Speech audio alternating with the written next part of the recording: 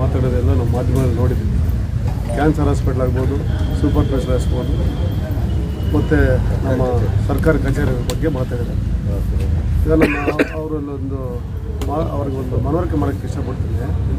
ಈಗ super special hospital ಯಾರು stay ತಂದಿರೋದು? ತಿನ್ಸೋರು ನಾಣ್ಸನ್ ನಿಮ್ಮದೇ ಪಾರ್ಟಿ ಗ್ರಾಮ ಪಂಚಾಯತ್ ಸದಸ್ಯ ಆ ಥರ ತಂದಿರೋದು.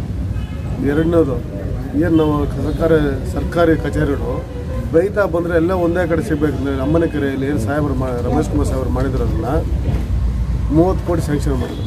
ಎಲ್ಲ ಕಚೇರಿಗಳು ಒಂದೇ ಕಡೆ ಸಿಗಬೇಕು. ರೈತ ಬಂದರೆ ಒಂದೇ ಕಡೆ ಹೊಡ್ಕೊಂಡು ಅವ್ನು ಕೆಲಸ ಮುಗಿಸ್ಕೊಂತಿರು ಪುನಃ ಅವನು ವ್ಯವಸಾಯಕ್ಕೆ ಹೋಗ್ಬೇಕು ಅಂತ ಅದನ್ನು ಮಾಡಿದ್ರು. ಅದನ್ನು ನೀವು ಪಶ್ಚಿಮಾಕಪಲ್ಲಿ ಸುಬ್ಬಾರೆಡ್ಡಿ ಅನ್ನೋರ ಕೈಲಿ ನೀವು ಸ್ಟೇ ತಂದರೆ ಅವ್ರು ಯಾವ ಪಾರ್ಟಿ?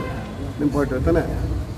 ಮತ್ತು ಕ್ಯಾನ್ಸರ್ ಹಾಸ್ಪಿಟ್ಲು ನಾವು ಜಮೀನು ಹಸ್ತಾಂತರ ಮಾಡಿಬಿಟ್ಟು ಟಾಟಾ ಕಂಪ್ನಿಗೆ ಜಮೀನು ಹಸ್ತಾಂತರ ಮಾಡಿಬಿಟ್ಟಿದ್ವಿ. ಆ ಟೈಮಲ್ಲಿ ನೀವು ಇದು ಫಾರೆಸ್ಟರ್ ಅಂತೇಳಿ ಅದನ್ನು ಅಡ್ಡ ಹಾಕ್ತಾರೆ.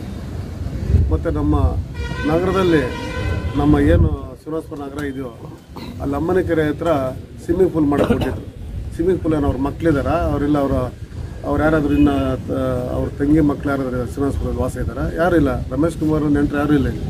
ಇರೋದ್ರಲ್ಲಿ ನಾವು ನಮಗೆ ಎಲ್ಲ ನಮ್ಮ ಮಕ್ಕಳು ಖುಷಿ ಹೋಗಿ ಬಿದ್ದೋಗ್ತಾ ಇದ್ರೆ ಇಲ್ಲಿ ಕಲೀಲಿ ಅಂತೇಳಿ ಸ್ವಿಮ್ಮಿಂಗ್ ಪೂಲ್ ಮಾಡಿದ್ರೆ ಅದನ್ನು ಸ್ಟೇ ತಂದಿದ್ದೀರಿ. 5 ಕೋಟಿ ಬಂದಿದ್ರೆ ನಮ್ಮ ಪಟ್ಟಣ ಪಂಚಾಯತ್ ಅದು ಸ್ಟೇ ತಂದಿದ್ದೀರಿ. ನೀವು ಯಾವ ನೆಪ ಇಟ್ಕೊಳ್ತಾರೆ ಮಾತಾಡೋದು ಗೊತ್ತಿಲ್ಲ. ಯಾರು ಸ್ಟೇ ತಂದರೆ ಬೇಕಾದ ದಾಖಲೆಲ್ಲ ನಮ್ಮ ಹತ್ರ ಇದೆ. ನಿಮ್ಮ ಶಾಸನ ಸ್ಥಾನಕ್ಕೆ ಲಾಯಕ್ಕಲ್ಲ. ಮತ್ತು ರಸ್ತೆಗಳ ಬಗ್ಗೆ ಮಾತಾಡಿದರೆ ನಮ್ಮ ಸಂಜಯಣ್ಣ ಮಾತಾಡ್ತಾರೆ. ಈಗ ಗೋನ್ಪಿಲಿಯಿಂದ ಕೋಡ್ಪಿಲ್ಲಿ ಕ್ರಾಸ್ವರೆಗೂ ಯಾರು ಹಾಕ್ಸಿರೋದು? ನಾವು ಹಾಕ್ಸೋದು ಹೋಗಿ ಪೂಜೆ ನೀವು ಮಾಡಿದ್ರೆ ಕಮಿಷನ್ ಯಾಕೆ ನಮ್ಮ ಮೇಲೆ ಹಿಂಗೆ ಶಾಸಕರ ಮೇಲೆ ನಮ್ಮ ರಮೇಶ್ ಕುಮಾರ್ ಸಾಹೇಬ್ರ ಮೇಲೆ ಹಿಂಗೆ ದೂರ ಹೇಳ್ತಾರೆ? ರಸ್ತೆಗಳ ಬಗ್ಗೆ ನಮ್ಮ ಸಂಜಯಣ್ಣ ಕ್ಲೀನಾಗಿ ಹೇಳ್ತಾರೆ. ಅವರು ಏರಿಯಾದು ಕ್ಲೀನಾಗಿ ಹೇಳ್ತಾರೆ.